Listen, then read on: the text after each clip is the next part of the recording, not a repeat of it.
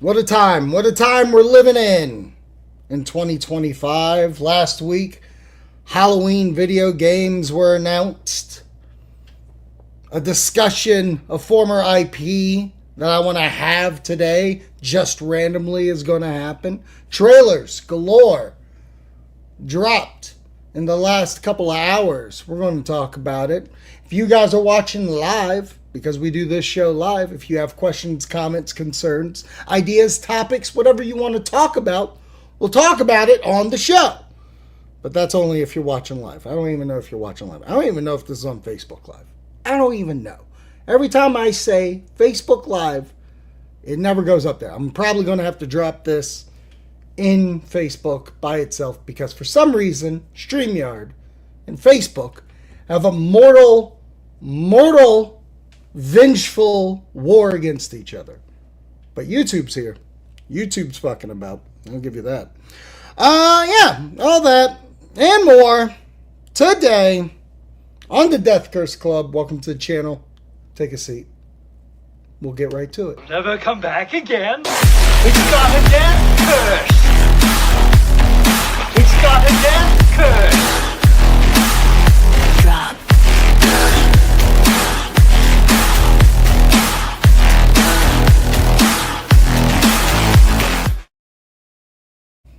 Welcome in to a brand new episode of the Death Curse Club. I am owner-operator, host of the establishment, Zachary Hilton. And alongside with me is the man, the myth, the legend, the T-800 himself, Jim. Old, not obsolete. Terminator. Genesis? Yeah. Yeah, baby! That's what I like to say. There it is. This is the Death Curse Club, and I nailed it first try on the show. Follow us, Instagram, Death Curse Club, YouTube, Death Curse Club, all things Death Curse Club. Who you are with today are trivia champions 2 years in a row from Horror Flicks and Guitar Picks. They host at Keegan's, as well as promoting such event called Tidewater Horror Convention, which is coming to the Tidewater area. All the stars are going to be there. We're talking Danielle Harris. We're talking Scout Taylor Compton's going to be there. There's going to be a reunion of the Friday the 13th Part 5, A New Beginning cast. All that and more at the event. One more thing to be announced about that in just a second, but I want to talk to Jim real quick. Jim, last night, we once again won. What are we now? Like 6-1? Something like that. Yeah, when we're together, yeah. Yeah, when we're together, we're 6-1. That's all I care about. Right. I'm not plugging anything else. This is the Death Curse team. And I love that we named ourselves Four Screen last night when we could have just been the Death Curse Club. But whatever. Doesn't matter. That's true. Didn't even think about it. Could have plugged the podcast show. Could have been promoting, but... but no, that's not what we do, baby. We're doing that. But at the very end, my favorite thing happened. And this is how confident I was. But we tied our points. 38-38 with another team, and then it was sudden death, and we had to send one person up. And I automatically made you do it. Like, you were out socializing, and I found you, and I said, guess what? You're going up there to do it. And as a guy who was playing coach at that point, because that's what I'm doing, I got to put my best player in.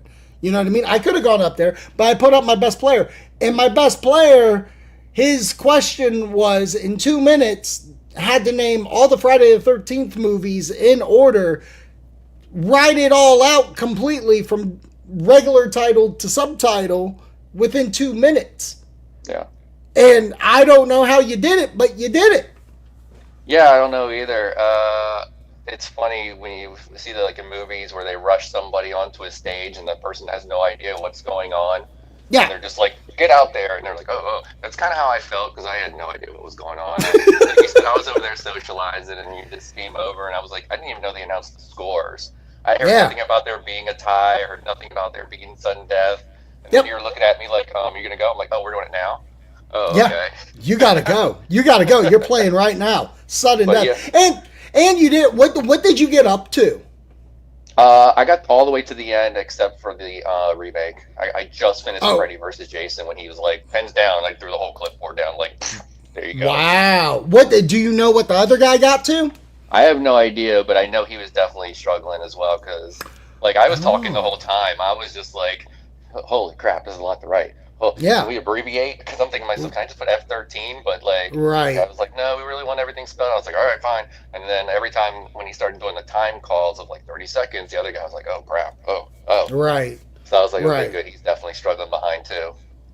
Right. Well, we did it. We won. We're champions again. I'd like to thank Horror Flicks and Guitar Picks for having such a great event. They're so good at the trivia. Me, on the other hand, I'm struggling. I'm old school. I'm yelling into the mic, and I want you to bring me my answers, and then we'll go from there.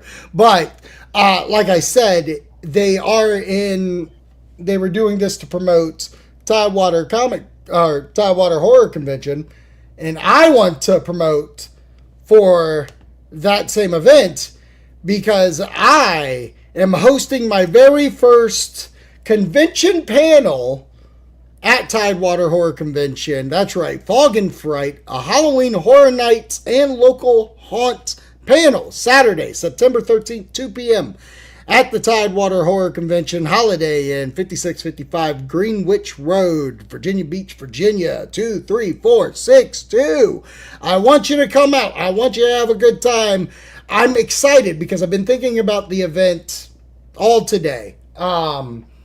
Thinking about how it's going to start, where we're going to go. There's going to be a history lesson to HHN. There's going to be some current stuff. I came to the realization that, like, that weekend is literally right before my trip to go to Halloween Horror Nights this year. And we're also going to talk about local VA haunts that I'm very excited to get into. I've actually messaged out to them to see if they can give me some tidbits of stuff that's coming this year that's not necessarily announced yet. So you could get some information that isn't even out in the Twitter sphere if you want to find out about it. We are on Facebook because I see a like happened. So that's nice. At least all streams ahead. Before we get into our main topic, I also do want to say, because I am drinking out of my HHN 25 Blinky Cup, today is officially the first day of Halloween Horror Nights 2025. I can't wait to see how it goes. It's Premium Scream Night, which is the most expensive ticket in the world, but it's limited capacity, and it's also like free foods and eats and stuff like that. And the house, when you go through the house, it's pulsed. It's not conga lined. It is pulsed. So I'm very excited to see if that is to come to fruition, if that is true of what they do. We will find out tomorrow, I presume, or someone will live stream it. Who fucking knows? Who knows anymore?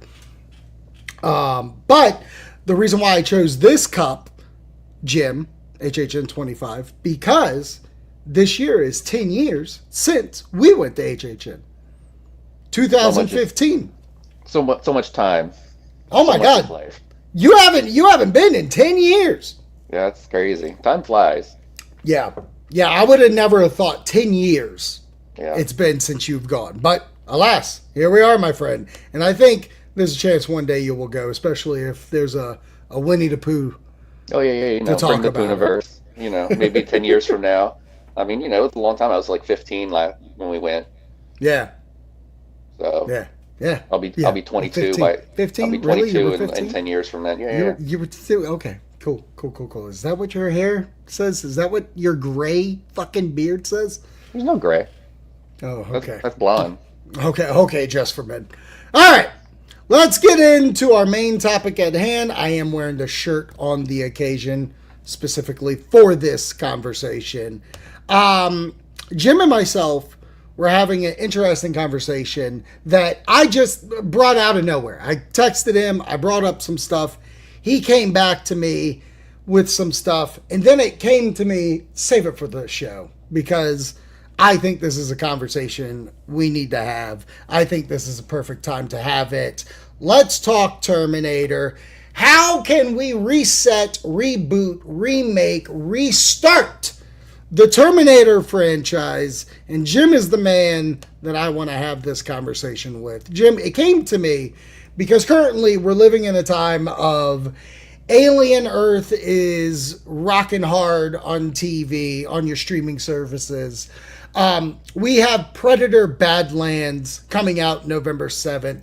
We had Predator Killer of Killers coming out. You're talking about properties that were the lower tier of sci-fi horror during a time when Terminator was rocking the world. Like, huge hit for the first one, like small budget, big box office, big hit on VHS.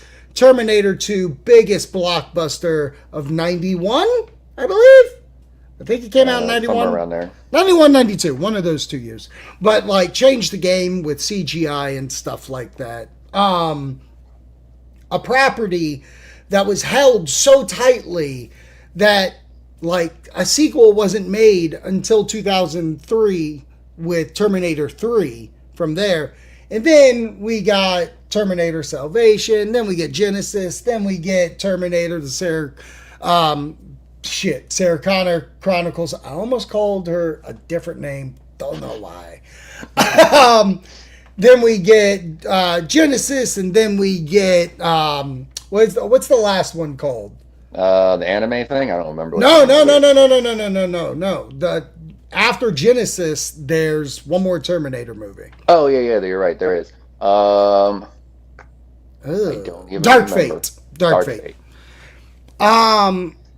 And what really got me going is the fact that the pendulum has swung, where Alien and Predator, which were in that kind of light back in the early 2000s with movies like Alien Resurrection, even more recent in the 2016 with The Predator, and a little mid 2000s we got Alien vs Predator and Alien vs Predator Requiem. What got me going about this is that pendulum that swung of how well these franchises are doing, where there seems to be this conversation of like, I think Terminator is just dead. There's no way to continue it. There's no new stories that we will get out of this that are interesting.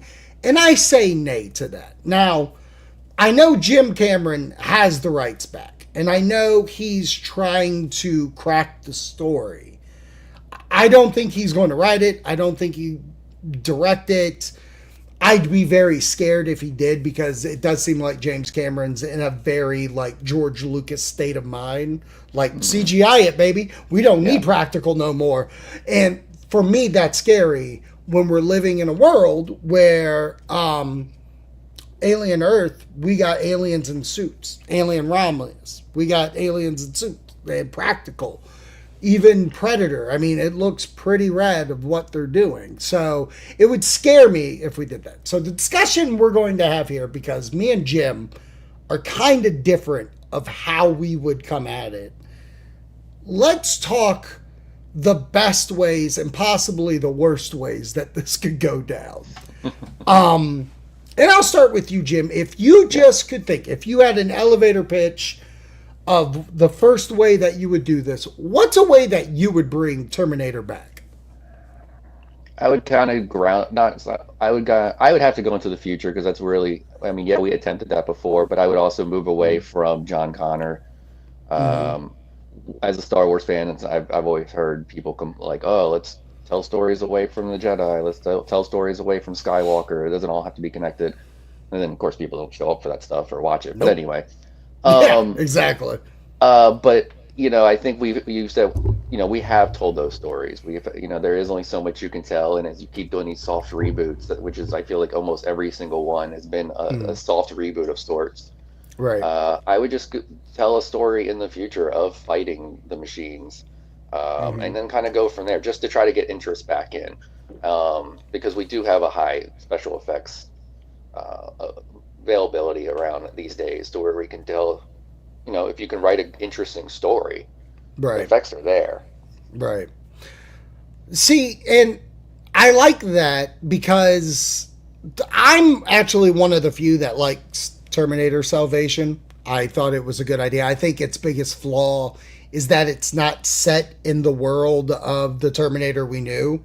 Like they were trying to restart it in the way that you're saying in their own thing. Yeah, the T-800 kind of looked at like itself. Yeah, we kind of had an Arnold cameo in it, but like everything else looked like a generic version of robots that we've seen. Mm-hmm. And I think there is such a distinctive look from like the T-800s, the purplish pink lasers and stuff. And I do like that Genesis kind of used that when they did step into the future. And I think that's the route we go with that.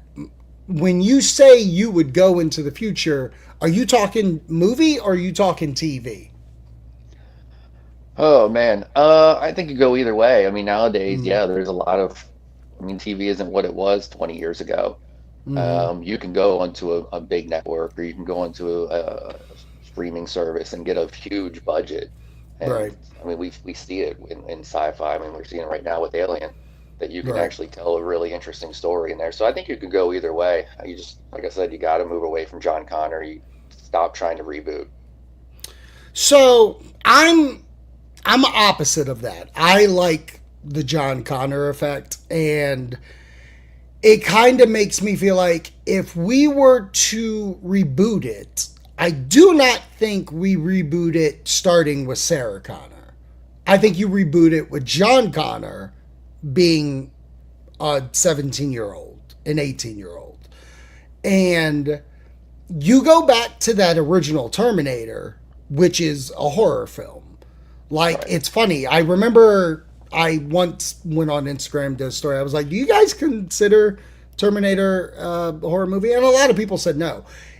And what was frustrating to me about that is because I think when people think Terminator, they automatically go to Terminator 2, Right. which I think is kind of unfair. This property was initially a horror, this stalker Yeah. coming after a person, and then it just so happens to be a machine. I think a sneaky way to do it is if you don't advertise it as Terminator, you could like, oh man, this stalker movie looks wild, and then it just ends up, holy shit, it's John Connor. And like you could even find out like John Connor's name was changed. Like this was protection from Sarah to do that. And for me, it almost kind of blends with you where I would like a trilogy of John to basically you take the ideas of those original movies because they do work, and then you second half it with the future. So like the first three movies are John trying to get away, kinda stop Skynet as usual, per use John's duties. And then maybe in the third one, the big change is he does die. Like he isn't the end all be all, because what his purpose was is to save people, put them in a bunker or whatever, like how they did at the end of part 3. And then that person is the person going on to command or whatever. Or maybe the third one's the start of everything, and that's why, because John was always going to start the revolution. That was, I mean, what you're saying though is kind of what we already got. I mean, we got an older John Connor in part 3, and then when you're looking at Salvation, I mean, that's kind of what they were like. It was like, oh no, John Connor's like Yeah, but the inspired difference, everything, and this guy's actually going to lead everything. And there's only been one good John Connor in my mind, and it's Christian Bale. And No, this you're is right. why. This is why. Nick, or the kid from 2, Edward Furlong. or Edward Furlong, fucking annoying. Yeah. Nick Stoller, a whiny bitch. Right. I forget who played it in Genesis, whatever his name is. Jack Gordon. No, that was not. No. It was He was a flash in a pan.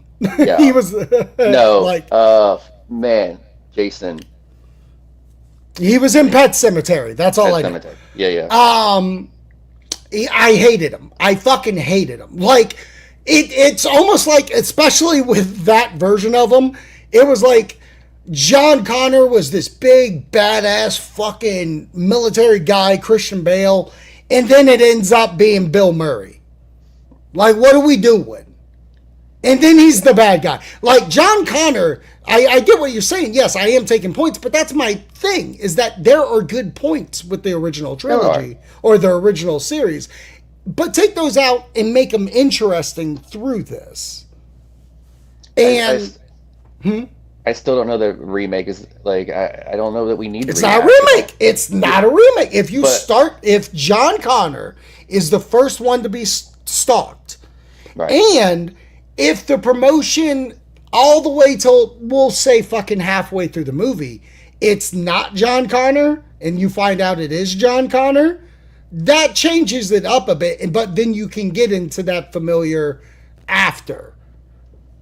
But for me, the reason why I say this, because I think there is a TV show of almost the Sarah Connor Chronicles that would do better as TV to how did she get John away? Mm-hmm. Like, this happened before.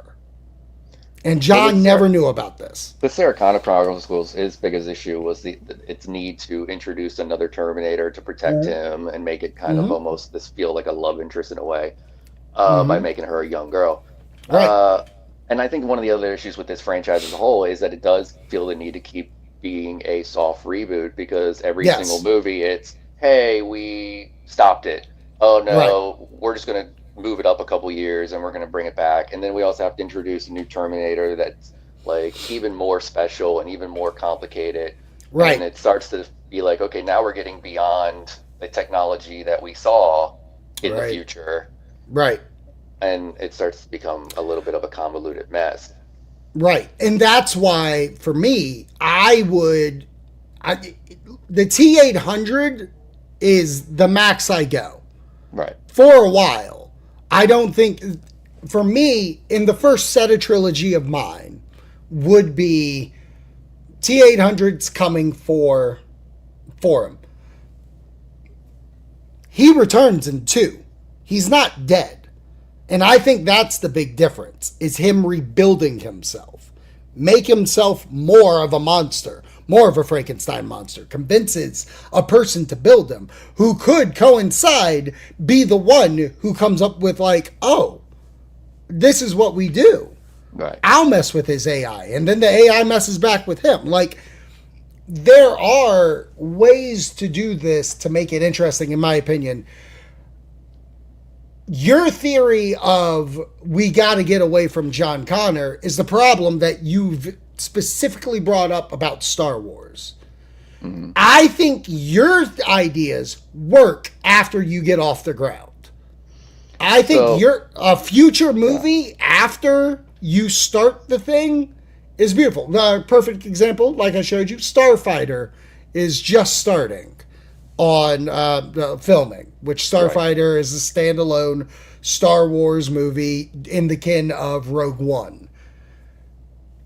I think mission-centric movies that are specific to characters that don't really, more grounded, maybe, like, say, oh, there is this town that's, like, preserved and fucking the Terminators are coming to fucking destroy this town, but this, you know what I mean? Just to kind of give it a Last Samurai look, you know what I mean? And go to different countries. What do fucking Terminators look like in Japan? Well, you know, another option that I kind of would go into is, you know, with a TV series, if you move into something like an HBO, where there is a lot of popularity right now with character-driven shows that are within fantasy worlds. When you look at things that did well with like a Game of Thrones, Last of Us, whatever. Right. Or you can even go into Walking Dead, which is kind of a, you know, I would say it's also a character-driven show and that kind of thing. I think there's a story or a show in there where you could do a dual time frame story, character driven show about the creation of Skynet in the past, and also a parallel story going on at the same time with like a distant relative or whatever in the future. Maybe on the other side now fighting against the machines. Right. See, that's a fun story. That's one that would that's good when the property is fucking banging. You know what I mean? When cylinders are rolling. I like the idea. It's the past and future combined.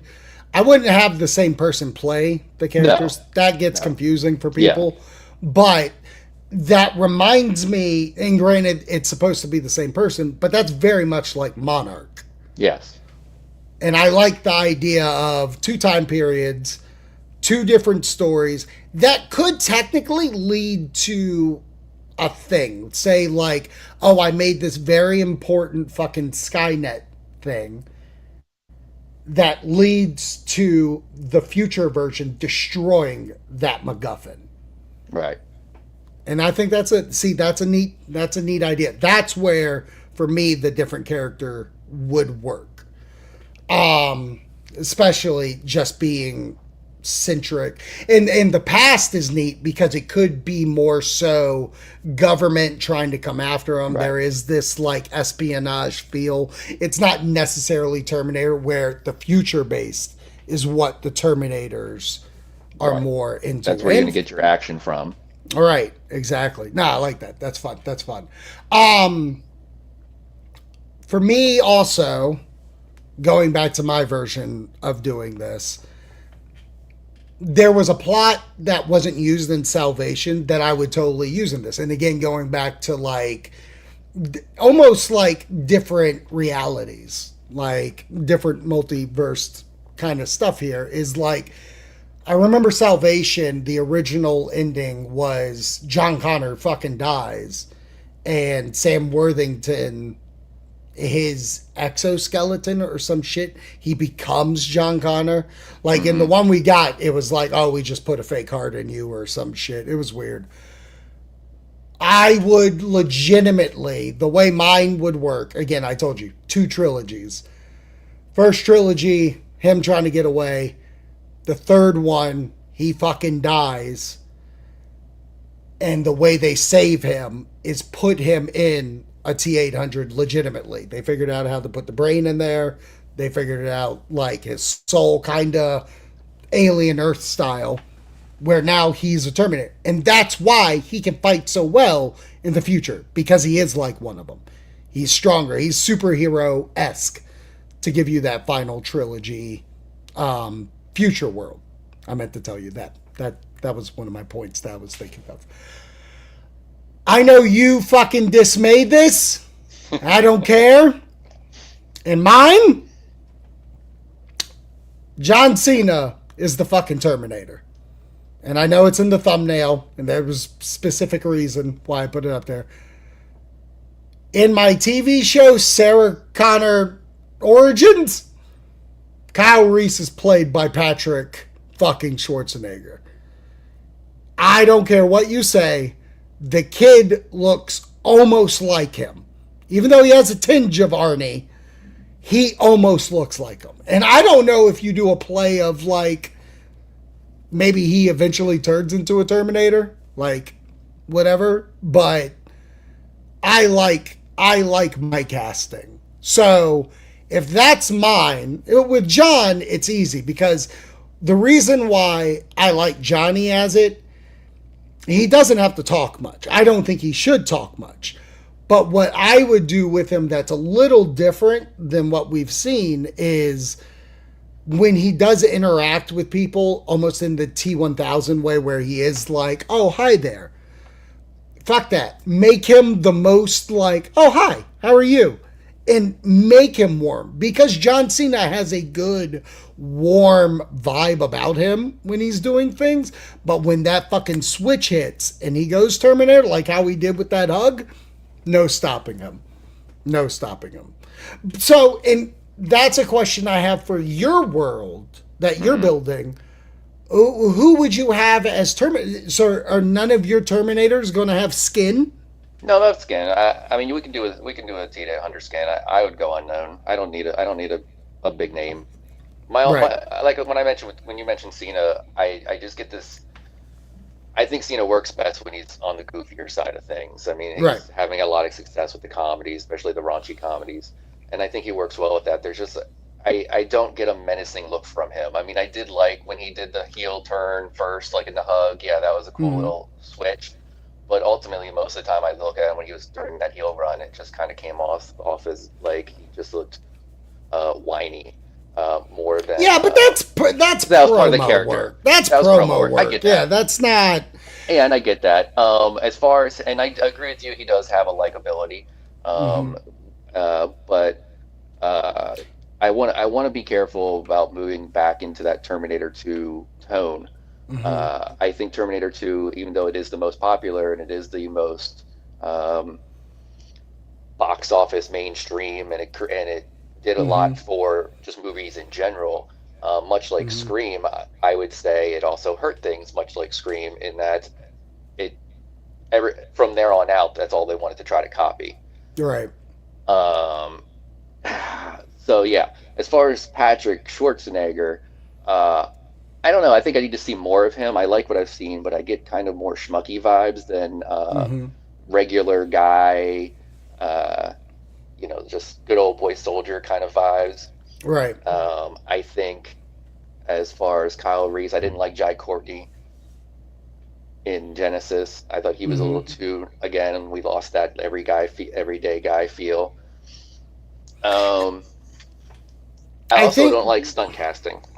I'm not even considering it stunt casting. I think It's if his name was fucking Patrick Wilson, even though we have a great Patrick Wilson, um, I I gotta fight you on your things here. Like you're boxing these guys into You're right. corners. Yes, I he's am. played. Patrick played schmucks like White Lotus. Completely get it. John Raunchy, he's great. I don't want to box them into because when we live in a world where Batista's tearing it up and he gets to play whoever he wants to play, Rock, for better or worse, if you like him or not, he plays a variety of him, I guess is the best way I could say it.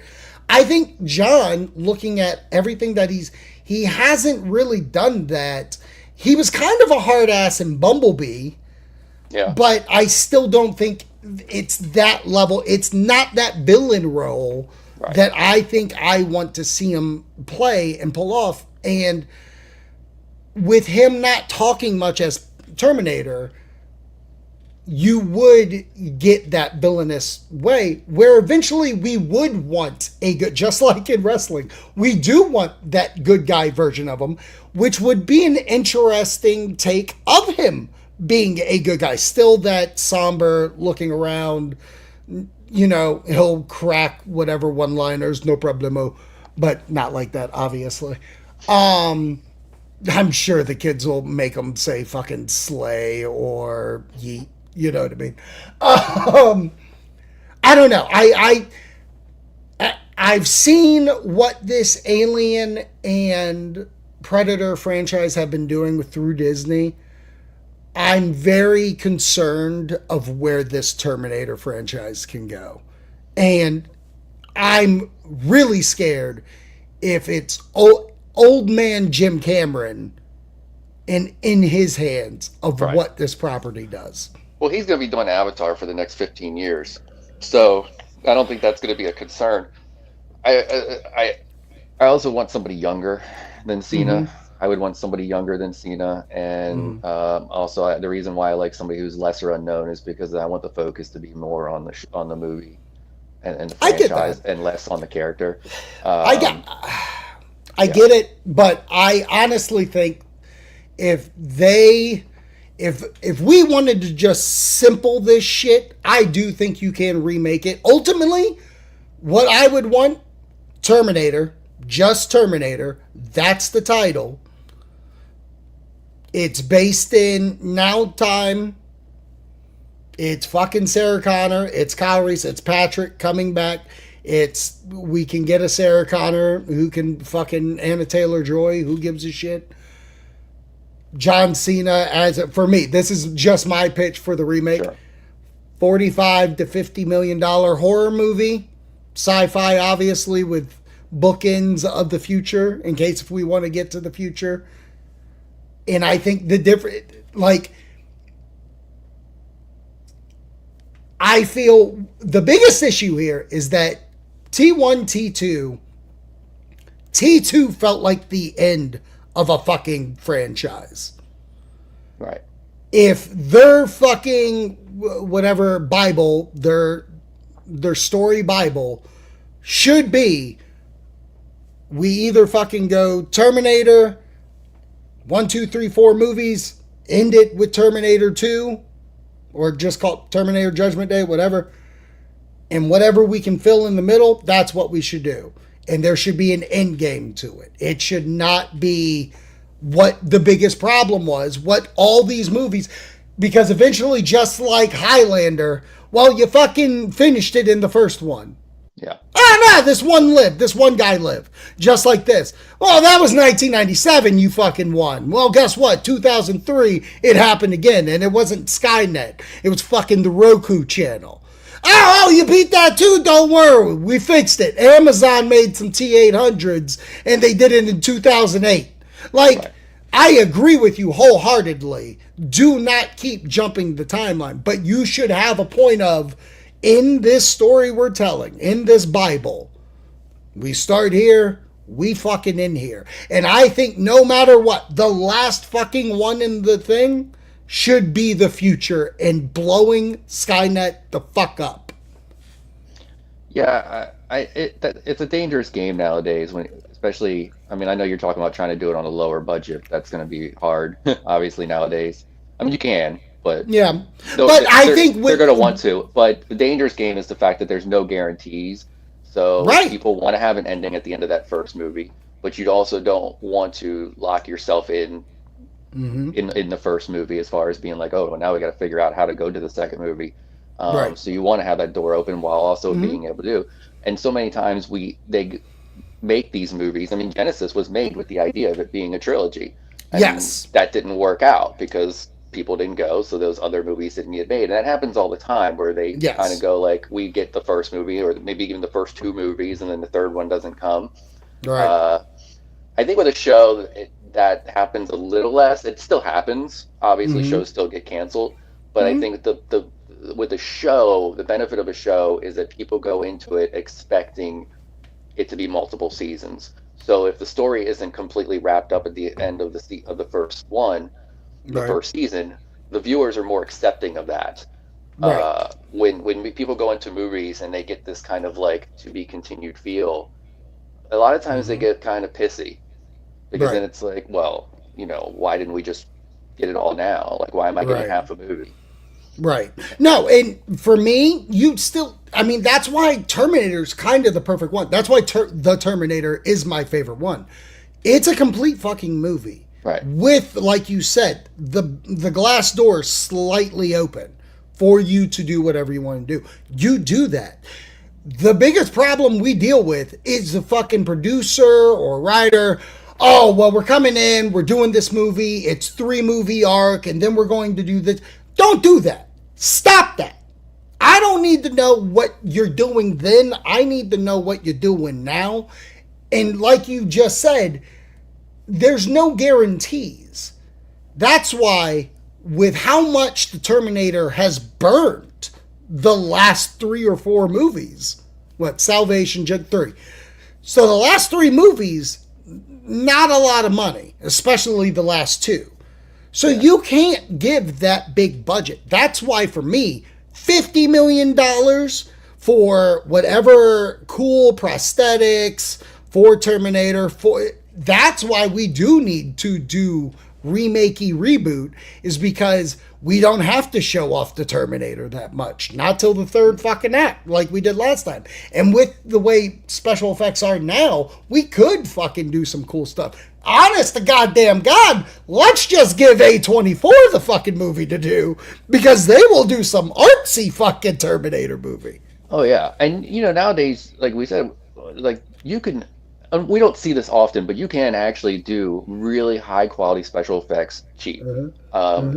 Unfortunately, for some reason, we see in like Marvel movies where they spend a ton of money, and then sometimes it doesn't look great. Right. Or sometimes it does look really good, but it's been a hit or miss in some movies. Yes. There was a movie a couple years ago, and I want to say it was The Creator. Yeah, it's The Creator.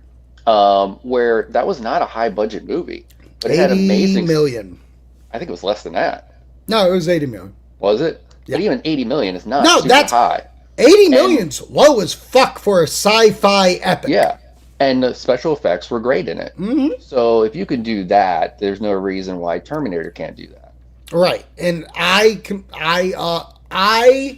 am wholeheartedly in the belief of, if you do a $50 million version of this, which then would grant you $75 million, because here's the deal. Rated R, need gore, need the fucking sci-fi chills.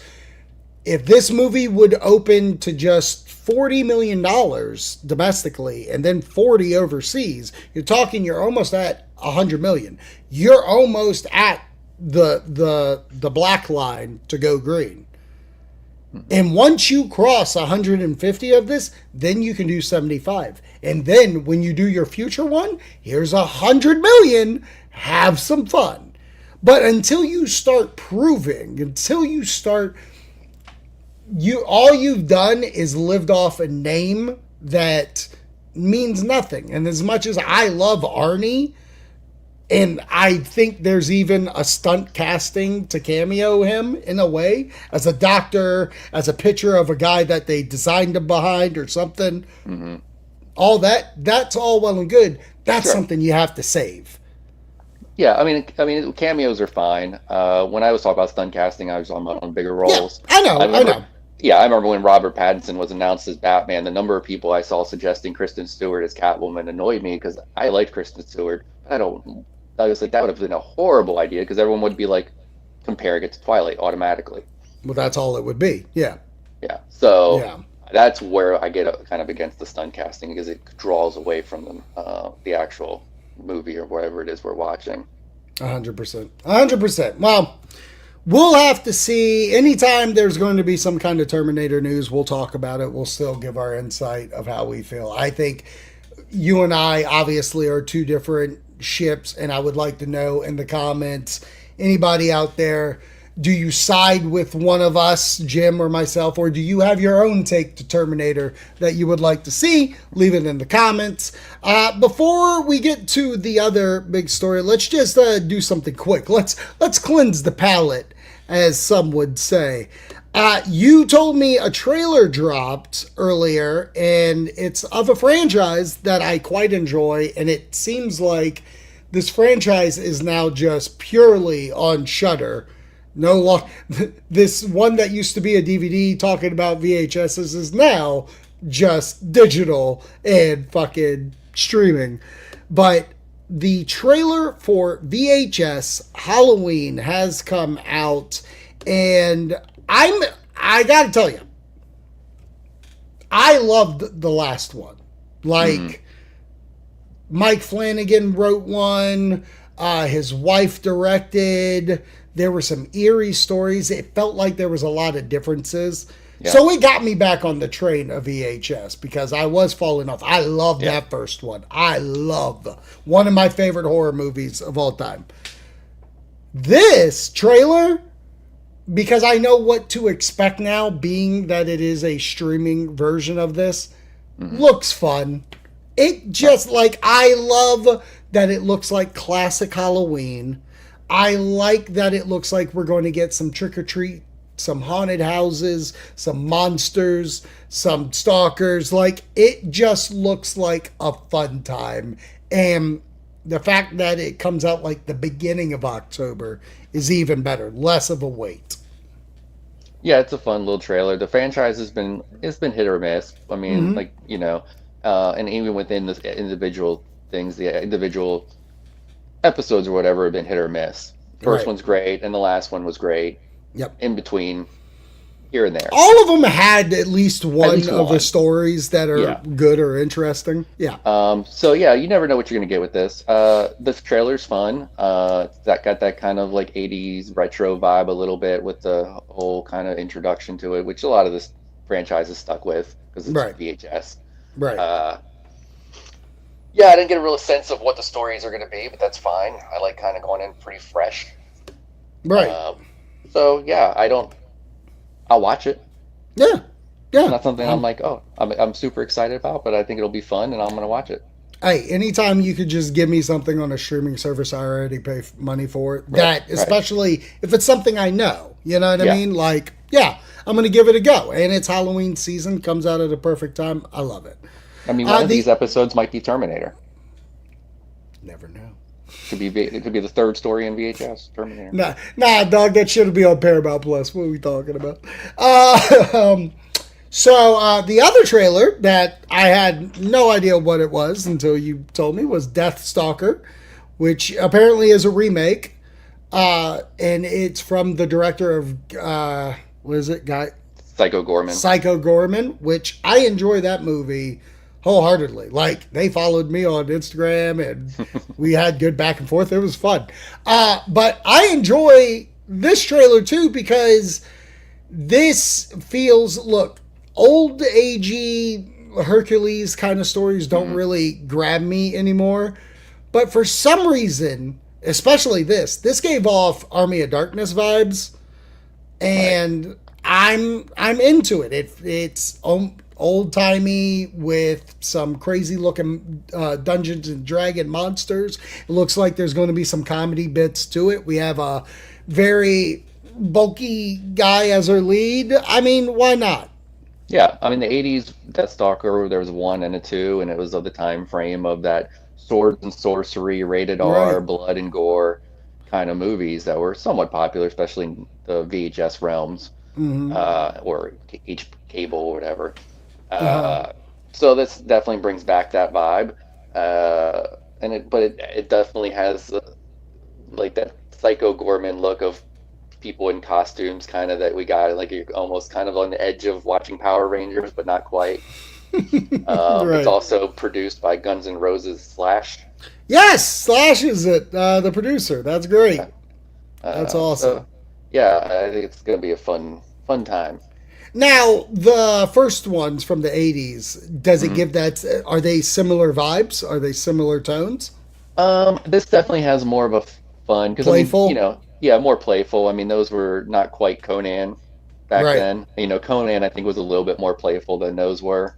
Right. I mean, those were definitely where Conan looks like it's going to be weird. Like where Conan looks like it should probably be in the movie theater. Deathstalker didn't. Deathstalker looked like it belonged on VHS. Gotcha. All right. So, if you watched any of these trailers, let me know how you feel about them. Let's get into our last big subject of the day. After we got done with our live episode last week, and I said it on the live episode, I said, if this news drops, expect a video. And it did. Halloween, the video game, is coming out in 2026. And this game is going to be developed by IllFonic. It is partially published by Gun Media. Trans International is developing it, which Trans International is the owners of Michael Myers and the Halloween property. And they released a cinematic announcement trailer with Sam Loomis talking in the background about the boogeyman. You saw a character going from one house to another, try to get that person out of the house.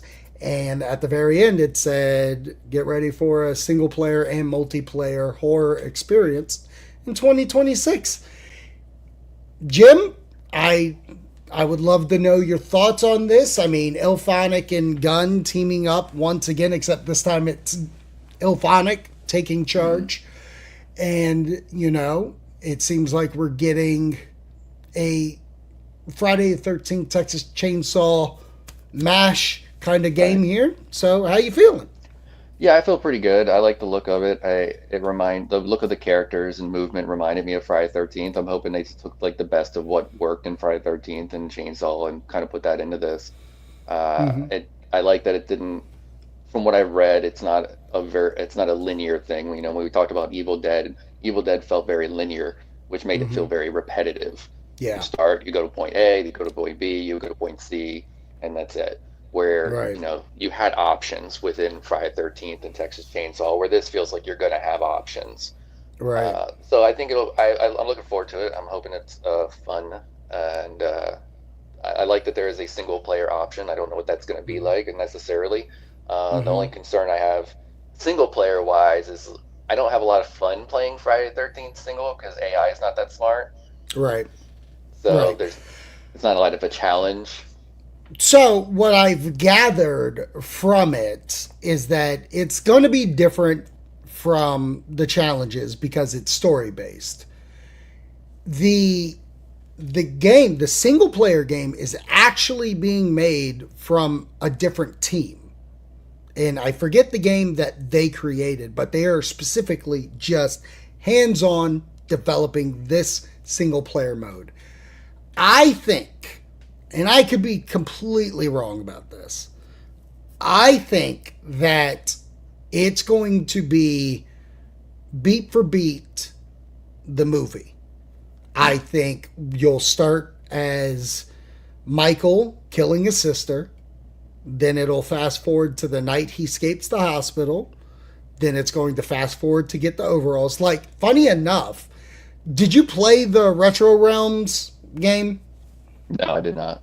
Okay, so the Retro Realms game, a fantastical version of the Halloween story, but it's practically that, just a weird Evil Dead version of the game. But I think that's kind of the take of let's just give them all these things, and then eventually it's you got to get through the night. Your goal's going to be to kill everybody in this town, basically, or at least the missions to get the lawyer.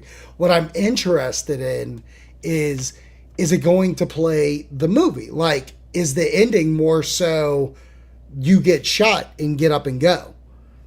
Because what I'm concerned about, concerned's the wrong word, but they have come out from the developers and the producers of the game. They have come out and said the plan for this game is longevity.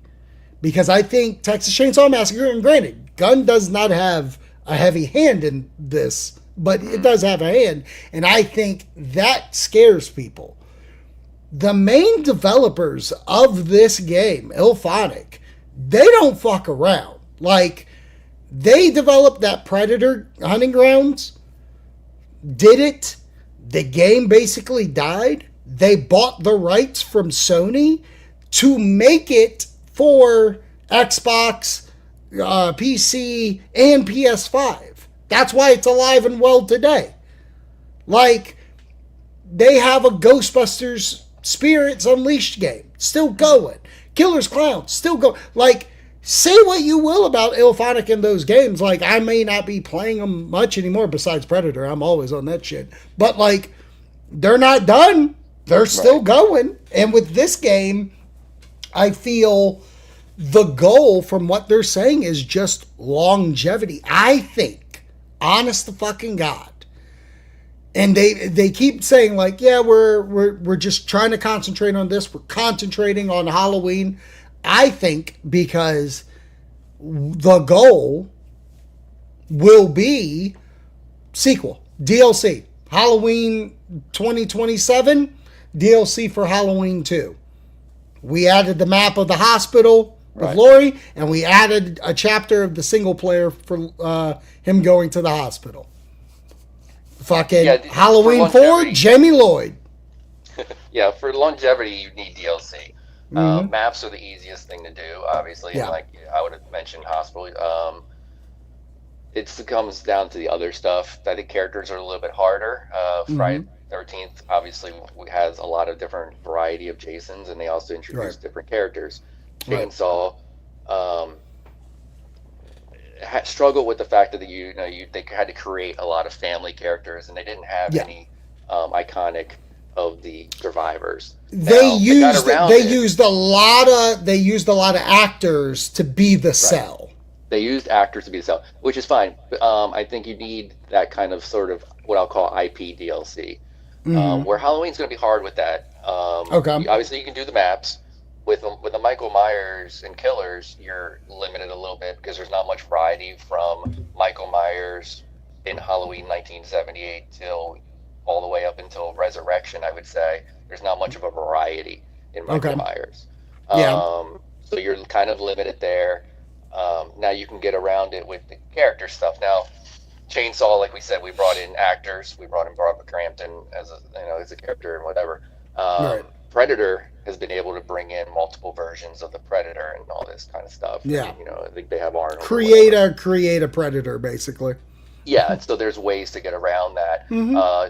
Killer Clowns introduced Elvira, and I feel like there was another Tom person. Savini. So again, you can get around that, and that's fine. We're getting a Tom Savini Michael Myers. Trust you me.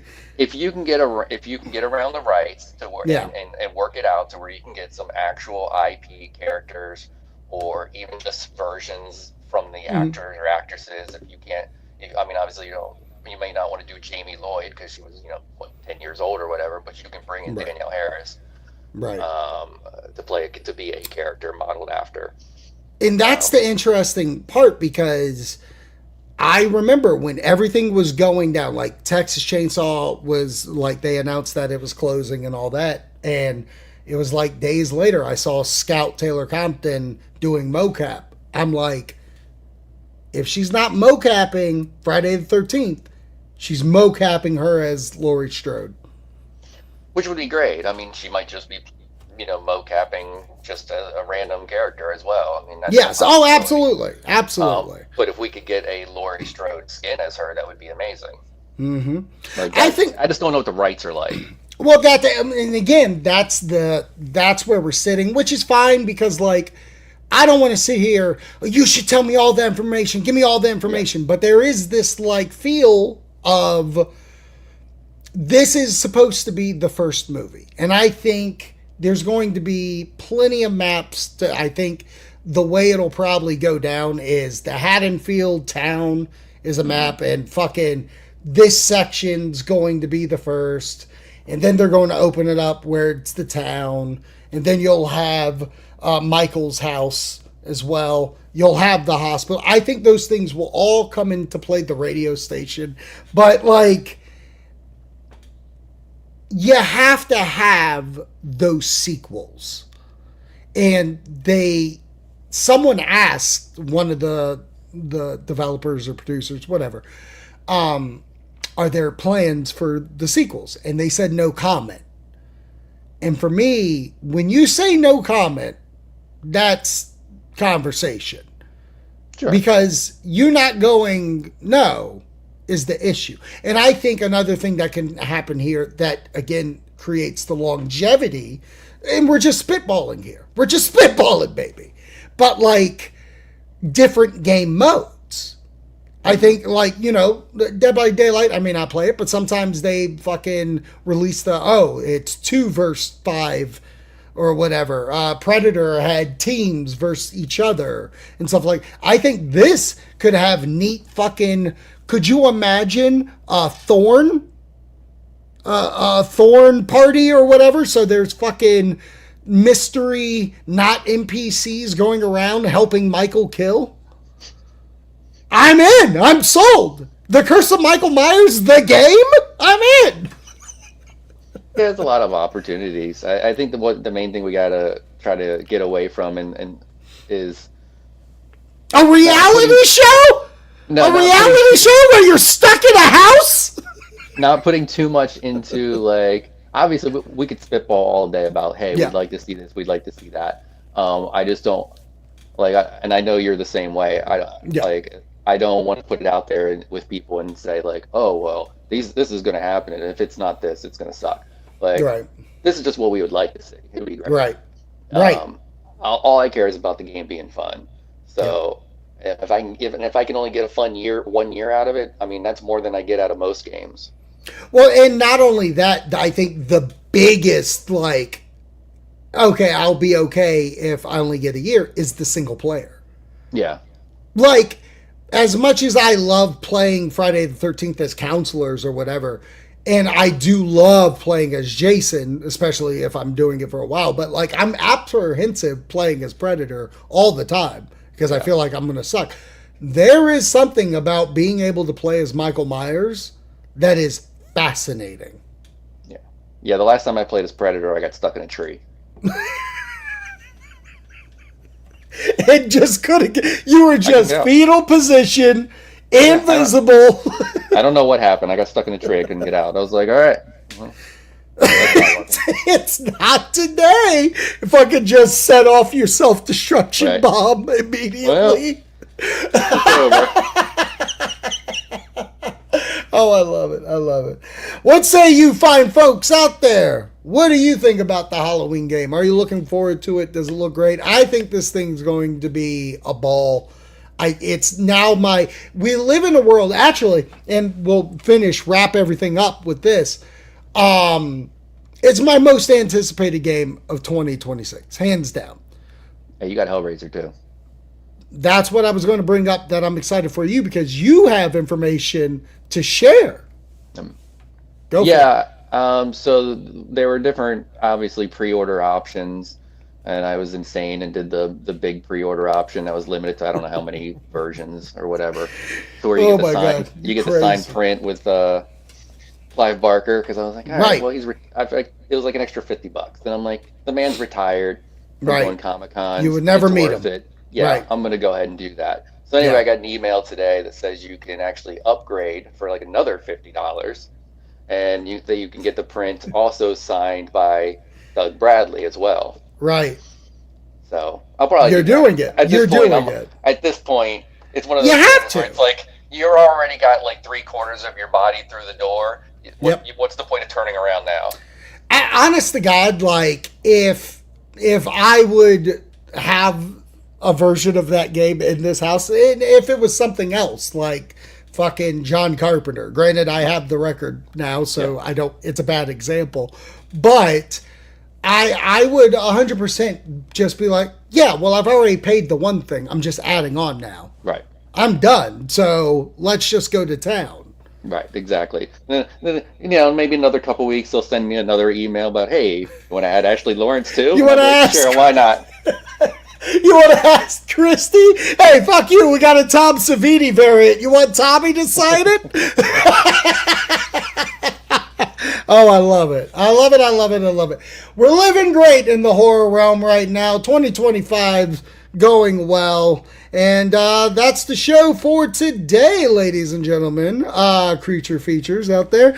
I want to promote one more time Tidewater Horror Convention. I'm hosting my first panel, Fog and Fright, a Halloween Horror Nights and Local Haunts panel, Saturday, September 13th at 2 p.m. But Tidewater Horror Convention's running all weekend long from the 12th through the 14th. So many people are there. I'm telling you, you got that Friday the 13th Part 5 reunion. You got Danielle Harris and Scout Taylor Compton, not only just there to take pictures, sign autographs. They got a panel Sunday at 12, but they also are doing a live Talk Scary to Me Saturday night bonus tickety. If you want to do that, we say, stop giving them ideas. All I got to do is give ideas. That's all I got to do, fan of night. That's all we do over here. Yeah, full of ideas. Full of ideas. Full of it. We're full of it. We're full of it. So yeah, once again, Tidewater Horror Convention, just a couple of weeks away. Get your tickets at their website.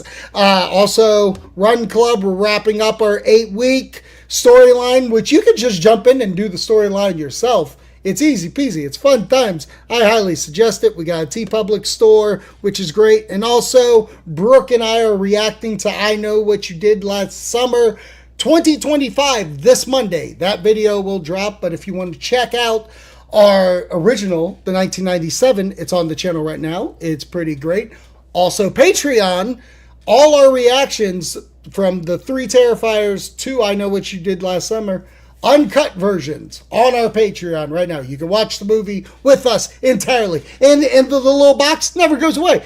You can watch the movie right there. Oh my God. So that's what's going on. Thanks for coming on, Jim. We will spook you later, baby.